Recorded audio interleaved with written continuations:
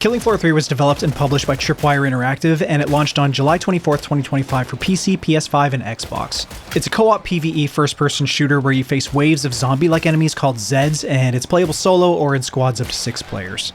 Now, I'm brand new to the Killing Floor series, so this is going to be perspective from somebody who's never played 1 or 2. The core gameplay loop is that you drop into a map either with friends or solo and complete predefined objectives while fighting off hordes of enemies. You keep going until you complete all the objectives and beat the boss that spawns in the final wave to earn the most resources that you possibly can to bring back home and then upgrade your builds back in the hub area. There's nothing crazy different or unique going on here, we've seen all this before. I like the core gameplay loop of this game overall. It works and the combat's pretty satisfying. I actually noticed a lot of parallels between the environmental and enemy designs in this and the Doom games actually. They both have generic looking zombies but also freakish bioengineered hellbeast looking enemies that have different abilities and weapons. Some carry rocket launchers and have basically jetpacks that they can use to get up to high ground to shoot down onto you. There's also bloater type enemies that spit acid, and then there's also one elite enemy that's armored and has dual chainsaw arms.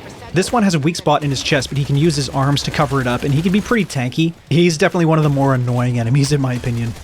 The feedback in the combat is pretty great, I'm not gonna lie. The shooting feels pretty good.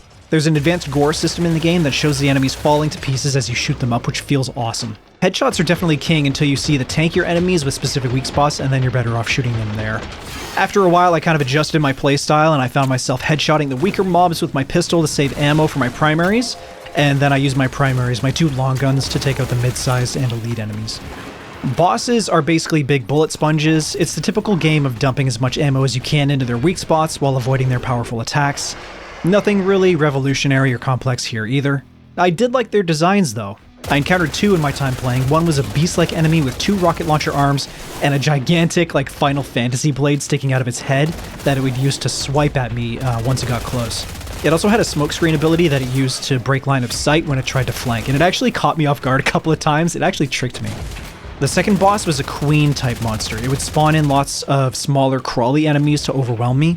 It also used a ranged poison attack along with a close-up biting attack. Both of these things had huge glowing weak spots that chip their health away pretty quick if you target them.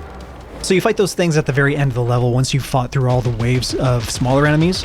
But in between waves, there's a break period where you can go to a pod that acts like a storefront where you can buy upgraded versions of guns, armor and ammo refills, and new gadgets that do all kinds of stuff. There's a multi-tool you can buy that lets you activate stationary turrets, and the stationary turrets, they're located in a bunch of places around each map. The multi-tool also unlocks certain doors and chests that can be used to help you in between waves. All in all, everything works well together. I found the combat really satisfying, the gameplay loop works, the bosses are nothing really special. I like their design, but they're basically big bullet sponges. But I found myself getting more and more into it the longer I played, which was great. The game isn't perfect though, it did have a couple of issues that stuck out to me.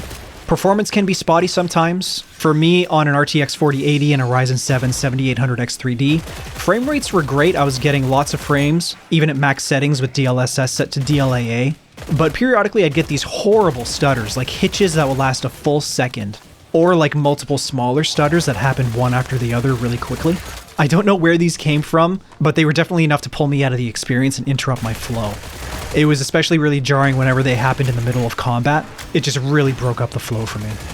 I also just straight up don't like the writing and the dialogue of your player character or the allies on the radio. This kind of stuff sticks out to me really bad.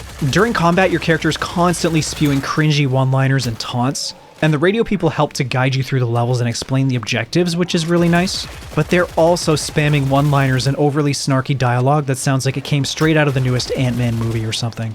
It was actually so bad that I muted my character dialogue during the first mission. And the last thing is a little bit more of concern that I've read from feedback from the rest of the community. A lot of people think the amount of content on offer right now is pretty slim, and they're worried about the future for this game, the battle pass, and the monetization structure going forward. They do have a roadmap, I'll put a picture up on screen for you right now, showing what's coming in the next year, but it's pretty vague. There's no real detail, it just says stuff like new map, new gun. Even in the small amount of time I had with the game, I found it starting to get a little bit repetitive with the content. So I think that content roadmap is going to end up being pretty important for the game long term. Overall, I think Killing Floor 3 reminds me a bit of Back 4 Blood, which I feel was pretty similar to this, in that it had good satisfying combat and a polished core gameplay loop, but it was pretty thin and there wasn't enough content or variety in the gameplay to keep people around, so it fizzled out kind of quick. I think there are 3 problems games like this need to solve if they want to be successful, and the way I picture it is kind of working like a pyramid.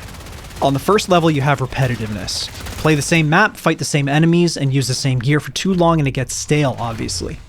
This ties right into the next aspect, which is live service. To counter the problem of repetitiveness, right, the live service model needs to deliver a steady drip of varied and exciting new content for gamers to play over the long term. Not just the long term, but it needs to have a decent amount of content at launch, too. And then at the top of the pyramid, on top of everything else, the number one thing that I think games like this need to keep players coming back is a strong reason to keep playing the game. Well, I mean, Oscar Mikey, what do you mean by this? That sounds really vague. I think we only need to look at Helldivers to see a good example of this. They do this really well. If you had to guess, what is the reason that people keep coming back to play Helldivers 2? Well, I would say the Super Earth Federation is at war with the Terminids, the Illuminate, and the Clankers, and it's our job as Helldivers to work together, seize territory from the enemy, and halt their advance in order to defend Super Earth. Right? This is the common overarching goal for everybody to work towards, and it helps foster like a sense of community amongst the players. Everybody needs to log on and do their part against the Xenos threat in Helldivers 2. Now, what would you say is the reason people would come back to play Payday 3, Back 4 Blood, or Killing Floor 3?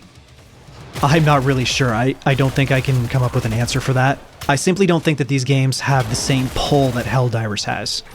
I think live service games like these need to be strong in all three areas to have a hope of being successful these days. Especially since live service is so prevalent and oversaturated, and especially with Helldivers continuing to dominate the PvE subgenre. What do you guys think about my take on Killing Floor 3? Are you a Killing Floor fan? I know this franchise has been around for a long time. Are you currently playing it, or have you moved on to another game or another franchise? Is PvP an important ingredient for you to enjoy live service games? Let me know what you guys think in the comments down below. Thank you so much for watching, guys. I really do appreciate it. Make sure to like the video if you did enjoy it, subscribe if you want to see more, and I will talk to you guys in the next one.